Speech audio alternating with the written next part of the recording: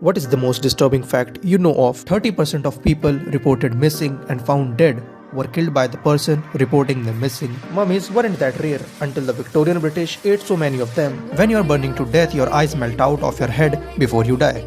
So you are still alive while your eyes are melting. During the Arctic exploration, one of the researchers complained about his shoes being soaking wet.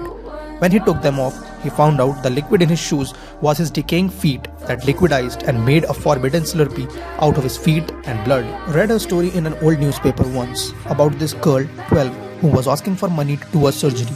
She was the only survivor of a shipwreck and lost a good chunk of her leg in it. That is why she needed the surgery, to be able to keep her leg from being amputated. The crazy thing is the motive of her leg to be amputated.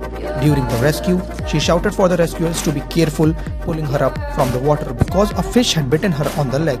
It wasn't a fish, it was another little girl, 6-year-old dead, still attached to her leg by the nails. During the late Roman Republic, one of the richest men in Rome, Marcus Licinius Crassus, used to own a team of firefighters. There was no dedicated firefighter service at that time. If your building was burning, he would offer to buy the building. If you agreed, he put out the fire. If not, his team of firefighters left and let the building burn.